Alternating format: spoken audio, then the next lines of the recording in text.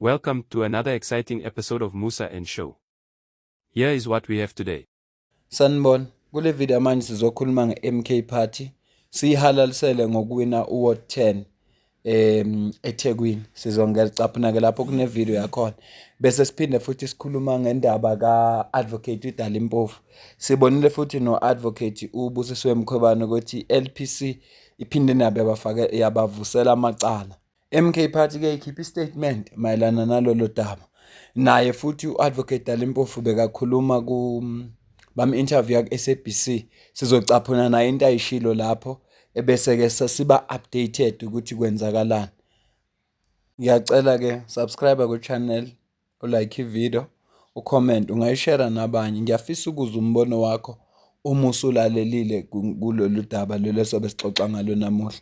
Okunye nje engifisa ukuqala kukho ukubonga. Ngiyabonga kakhulu isupport engiyitholayo kule channel ingaphezulu kokucabanga kwami. Angikaze imagine channel ikhula ngendlela ekhule ngayo. Angikaze futhi imagine engagement esinayo nokuhloniphana nje sinakho lapha ku comment section. Kwesinye isikhathi siyaphambana ngembono, kwesinye isikhathi sikhulume nabantu ombonayo ukuthi hey lo muntu lona unenkinga nje yena. Angifuni ukuthi uDom noma isilimo kodwa umbonayo ukuthi unjani, kodwa nje siyahloniphana. Noma kwesinye isikhathi nami ngicasuke abanye ngibaphendule kabi ngoba uthi umuntu ukhulumile ngento wafaka ivideo obufakazi afika kuphikise mahala angalethi ubufakazi. Ngiyacela ke siqhubeke nje kanjalo, sihloniphane njengoba sihloniphana comment section, singathukani. Kuvumelekile ukuphambana ngembono, kuvumelekile, kodwa lokho akusho ukuthi sixabene, kusho ukuthi imbono yethu iphambene. Futhi umuntu unelungelo lokuzonda uPresident Ramaphosa, unelungelo lokuzonda uPresident Zuma, unelungelo lokuzonda uPresident Mbeki, unelungelo lokuzonda noma ubani umzondayo, kodwa ungamqambeli amanga. Khuluma nje ifact, usiphe nathi ama-fact sibone cha ukhuluma ifact. Ngikusho lokho ngoba singayithathi into izwilo ongenabufakazi bayo uyilethe la kithi, ngoba manje uzogcina usifeed information wrong, kanti la fanele sicobelelane ngolwazi oluyilo. Ngikusho lokho ngoba ukhona omunye nje kwenye video ebengiyenzile ovele wathi hayi uThabo Mbeki wabulala uChris Hani. Hayi umuntu wadubula uChris Hani uYanus Walusi uyaziwa. Uhlalile iminyaka ejele waze waphuma, government wethi wamkhipha ejele. So ngifuna lo information enjalo singayispread. Information owazi ukuthi awunabufakazi ngayo ungayispread ngoba yenza lonto leyo ukuthi singakhuli ngolwazi. Asingeneke kwevideo MK Party. Athole 403. Bese ke iNational Freedom Party ithole 9. Economic Freedom Fighters athole 30. African National Congress bathole 966. Democratic Alliance ithole 2413. Ezamsholozi ke zona 2435. So lokho makhomanda kazi ukuthi sesibekhansela sithathile wonke sithathile.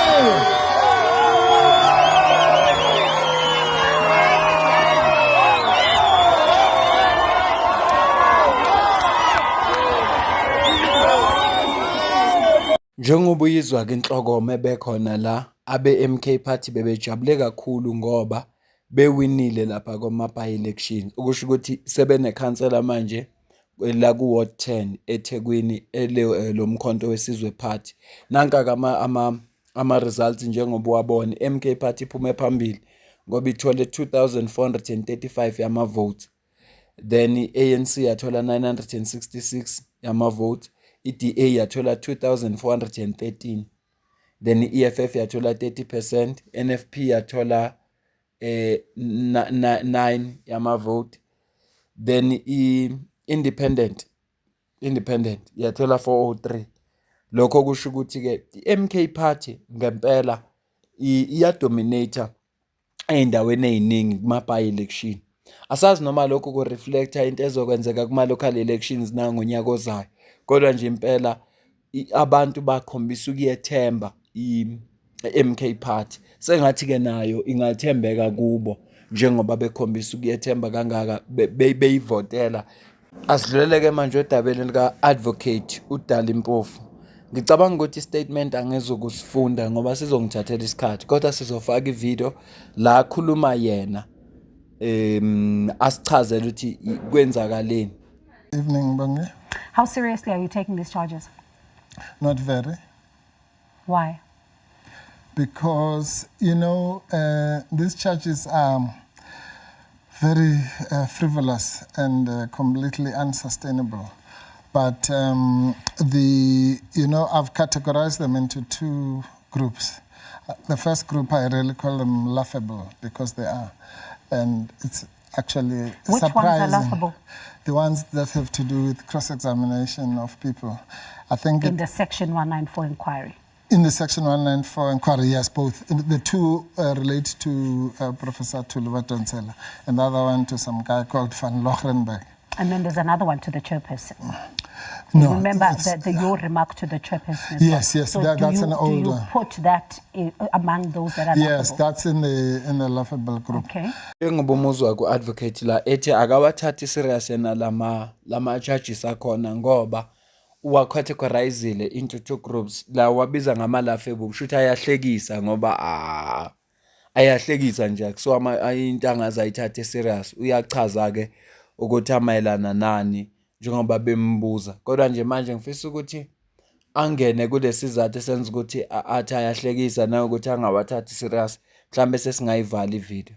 And now, those charges really must come from someone who doesn't understand how courtroom situations work or how the legal system works or what cross-examination actually is.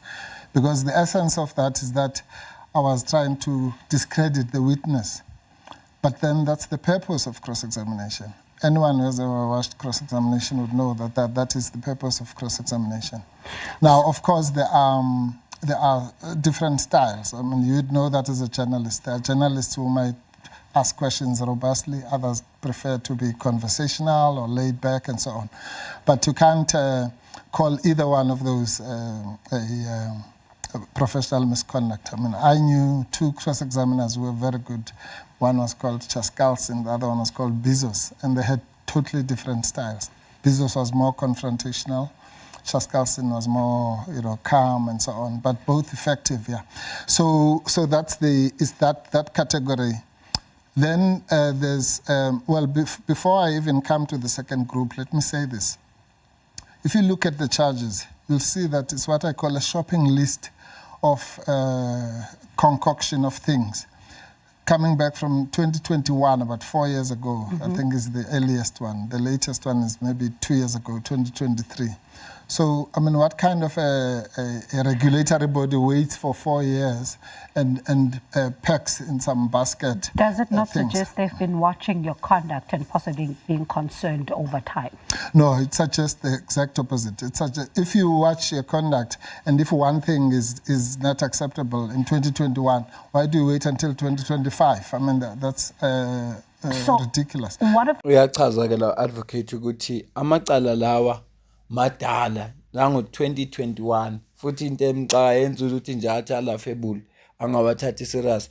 Why wenza iphutha manje bese balinda ukuthi kuze kuphele 4 years bengakuconfront manje mangabe uphula umthetho? Izinto lezi ayishoyo yena, ingakho yena engawathathi serious. Futhi uthi elinye limayelana ne-cross examination wabathi wayezama ukudiscredita i-witness.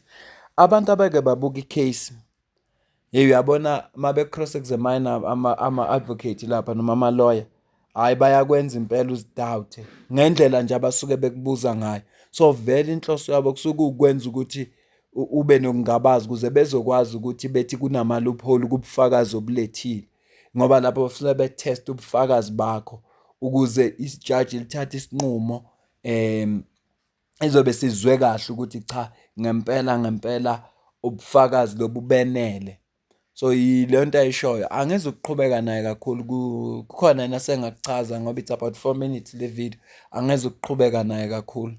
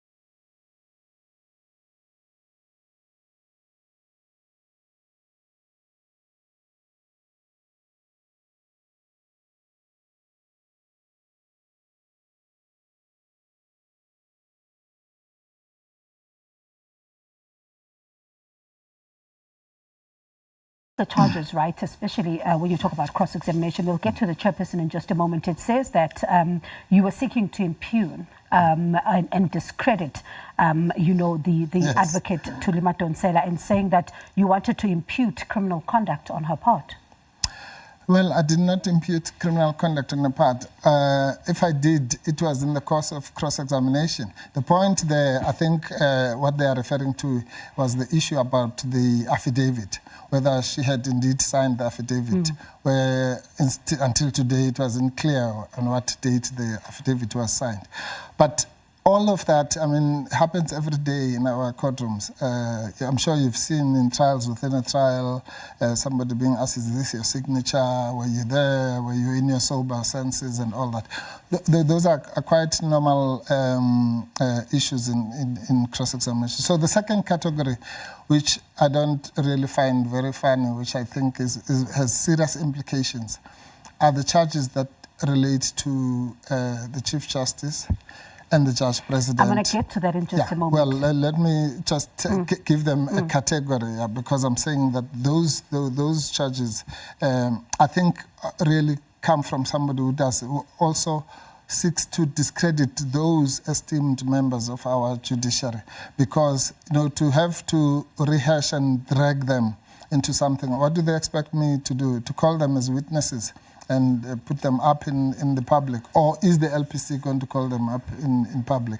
Hayi asiyibambe le video le siyibambela ngoba angifisi ukuthi ibe yinde kakhulu. Into ebengilethile la i-update mayelana namacala abekwe wona i-LPC njengoba imbizeleke ku-disciplinary committee noma disciplinary hearing ukuthi azoziphendulela naye njengoba nje ethena akawathathi serious lamacala ngoba yango-2021 nakhona emayelana ne-cross-examination, kanti vele i-cross-examination sekungukuthi butest ukuthi ubufakazi bakho busuke buyiqiniso na futhi mabethi ubekazama ukudiscredita uProfessor Thuli Madonsela njengoba esho naye ukuthi wayefuna ukuba nesiqiniseko sokuthi ngempela uyowasayina lo affidavit njengoba thina namhlanje akekho wazi ukuthi wayisayina na uthi kodwa lokhu kuyenzeka kuma-trial within a trial.